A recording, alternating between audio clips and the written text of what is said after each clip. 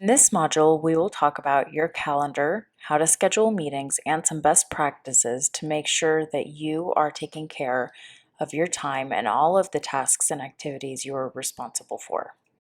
As Professor Herman says, time is a salesperson's most important asset. So it's important that we take some time to take a look at your calendar and show you some useful features. There are two best practices that we preach when it comes to calendars. First, you should manage just one calendar. If you're juggling between multiple calendars, you're bound to miss something. According to a CNBC article, many of today's most influential leaders accomplish all they do by using their calendars not only to schedule work events, but also life events. As a result, they maximize their work-life balance. So, if you haven't done so yet, place your non-PES classes in your calendar, add your exercise time to your calendar, and anything else that you already have scheduled. This will help you realistically identify how much time you can devote to other tasks and activities and help you achieve a strong balance. Second, you should schedule your important tasks, like making your sales calls. Mark those times as busy or unavailable on your calendar.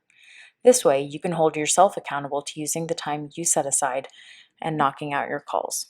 So let's take some time to show you how you can use your Gmail account to send calendar invitations to customers, prospects, your classmates, and the PES faculty and staff. The first step is to log in to your Gmail inbox. Once you do, click the 9 dots in the top right corner of the page and select Calendar. In the top right, you can adjust your calendar view to day, week, month, and there are a few other options there. Once you've found the view you like, you can create events. Simply click on the date and time that you want to set a meeting for. You can quickly create an event and hit save, or you can click more options at the bottom of the pop-up.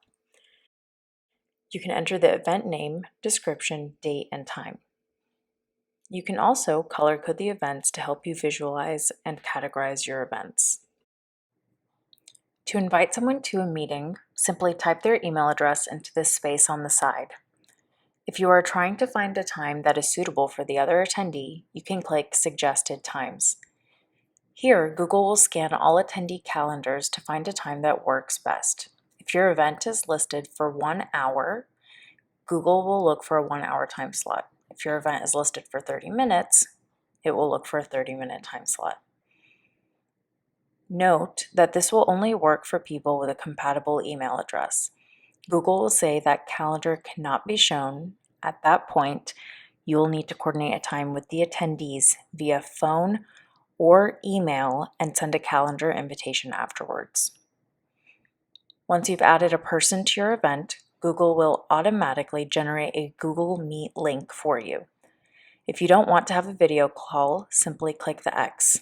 Click the drop-down arrow to look at the call information. That's it. Hit save and Google will send the invitation to the invitees.